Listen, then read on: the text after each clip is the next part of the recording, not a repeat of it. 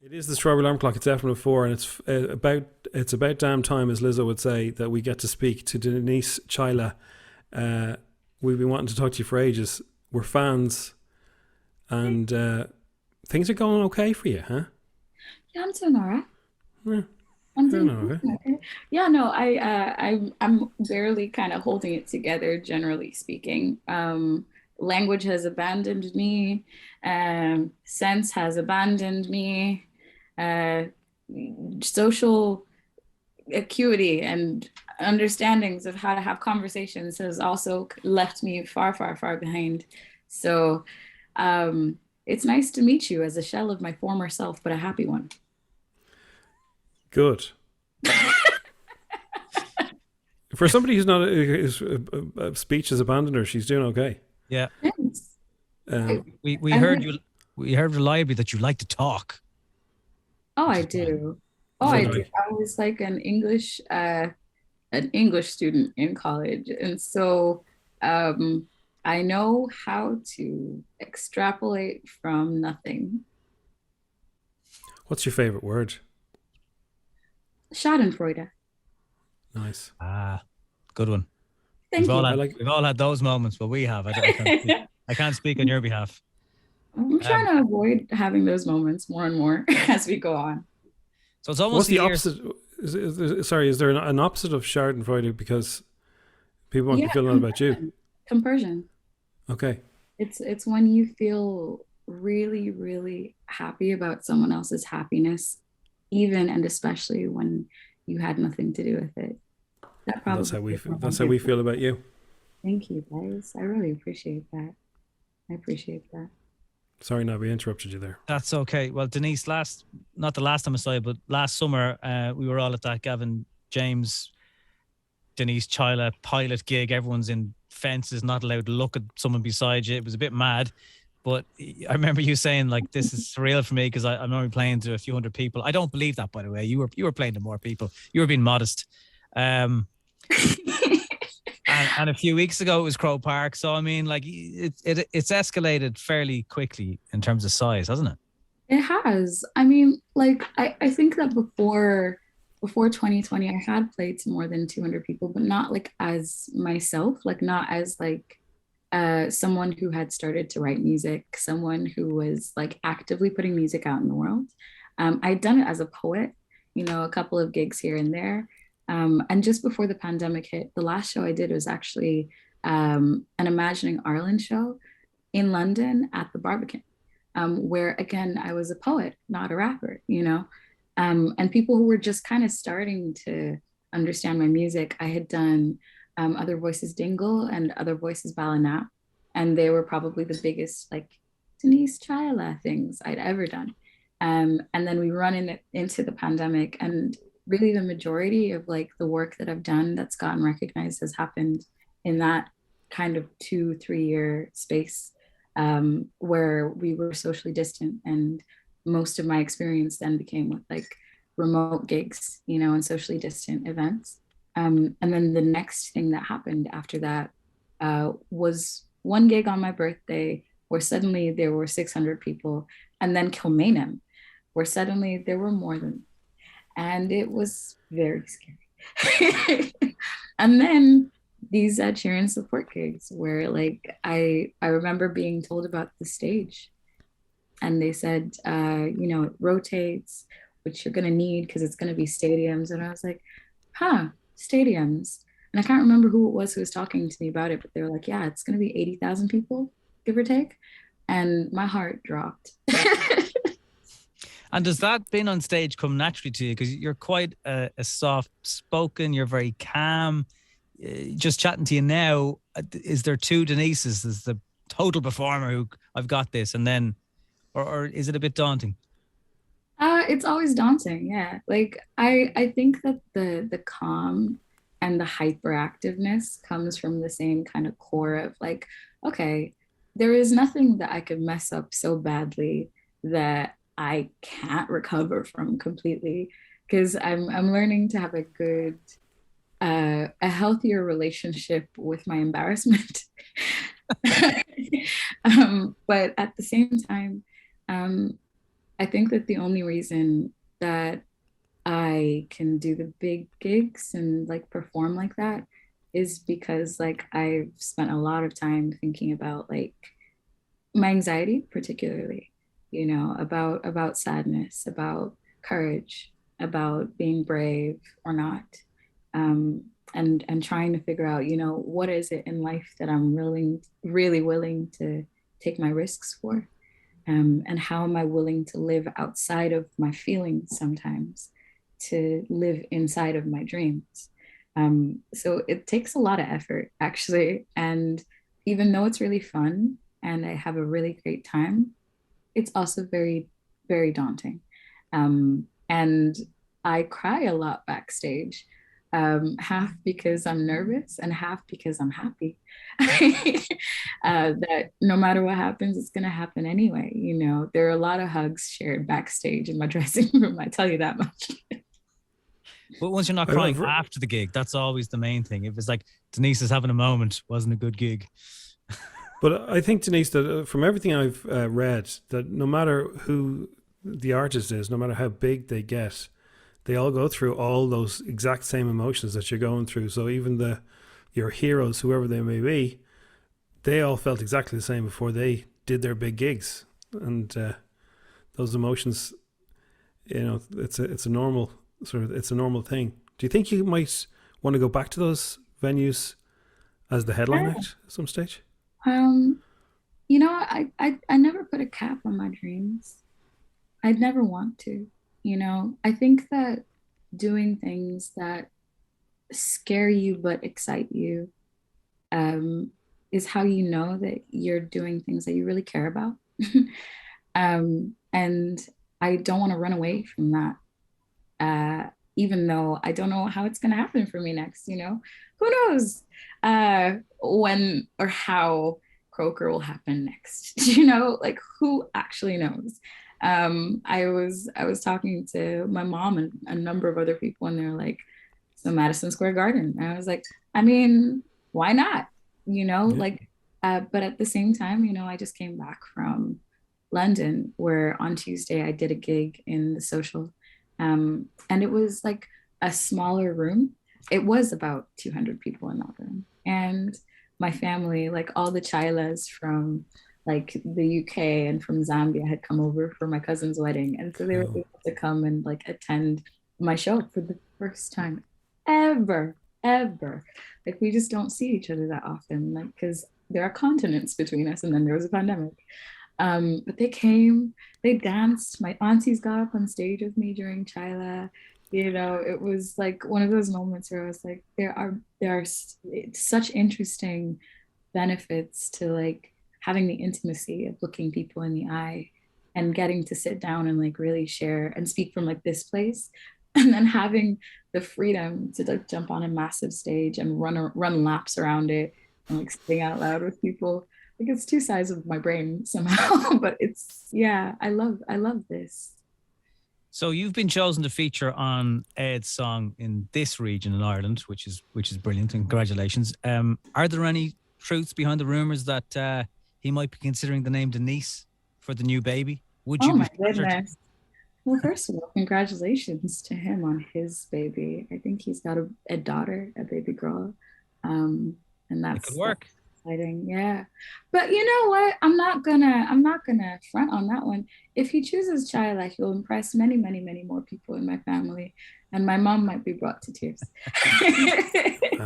But you know, I also I think that it was amazing watching him go through this particular tour run, you know, knowing that at the end of it he was going to be a dad. Like that was really special. You know, that was nobody knew. Well, you know, us normal people didn't know, which is kind of cool to be able to.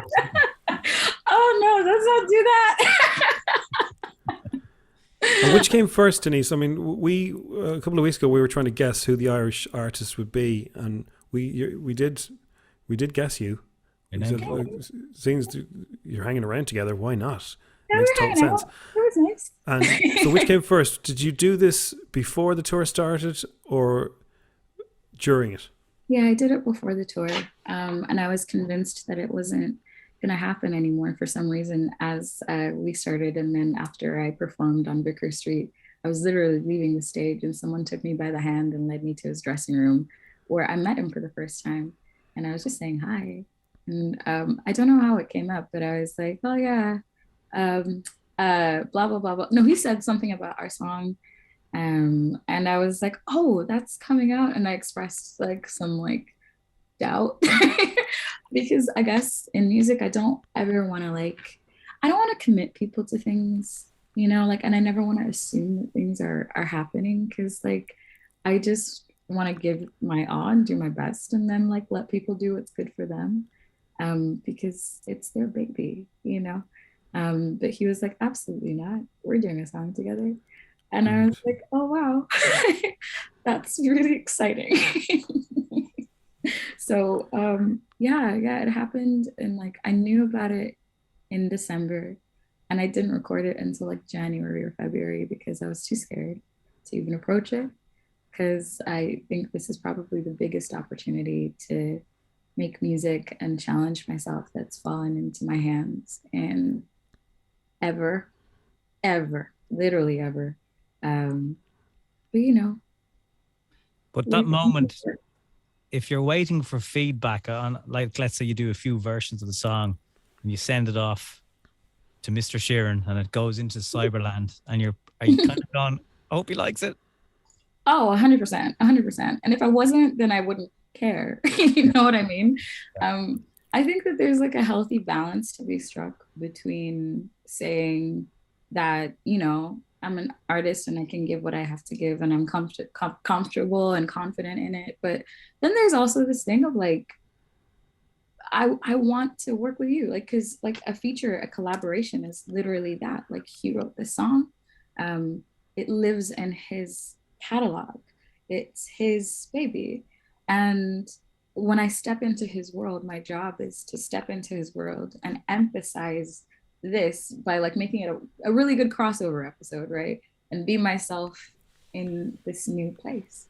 And challenge myself because like I've never actually written a song like that, you know? I've never written to a song like that. And for a minute, that was my big kind of question mark is like, can I actually offer anything here that will make him and the people he cares about go, oh yeah, that made me want to dance. That made me want to shake my shoulders. And I think that happened, which makes me so happy.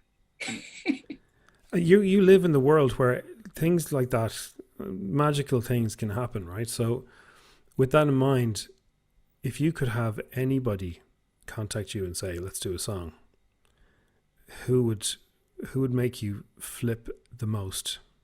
Beyonce or Doja Cat. Yeah. Cool. You were ready for that. I don't think that I'm ready for anything, you know? No, with your answer. You're like, there was no, yeah. I was thinking about it this morning. Okay, cool. It's probably easier to get in contact with Doja than Beyonce right now. Yeah, look, I think that like in terms of like music, there is an intimidating kind of weight when it comes to somebody's like reputation that obscures the fact sometimes that these are people who keep their ear to the ground because they love music, they love performing, they want to keep going, they're evolving, you know. And it's very likely that someone in the world just woke up today very excited because someone from Doja Cat's team was like, hey, we heard you. She's very interested in working with you. You know, like something beautiful is happening to someone somewhere as we speak. So it's not impossible. It's just, I'm wondering, you know, I'm always wondering what's right for me. And I feel like I've gone so far that like, how do I backtrack right now? Because like Ed Sheeran is Ed, you know, like he's accomplished so many incredible things over the course of his career. I think that he might be like the #1 internationally listened to artist. He's doing okay. He's doing all right. But, you know, with his singer-songwriter doing his thing, you know, doing his best. You've He's got doing a bit. You've got your headline gig in Limerick coming up. You've got EP, Longitude. Have you got any tips for people? Maybe it's their first time going to either festival in particular. Is there anything you would put in your bag to get you through a couple of days camping that you just, have you done that kind of vibe yourself before? You know what? No, I've actually never camped at a festival before. Okay. I've gone camping for sure. So I could talk about that. But like, no, not at all. Like I always bring like some towels. Okay. Definitely bring water. Yeah. Bring something to help you in case you get stranded. Like, if you feel nauseous or headachy, go to your pharmacy just before you go there and bring along something that could help you out in a pinch.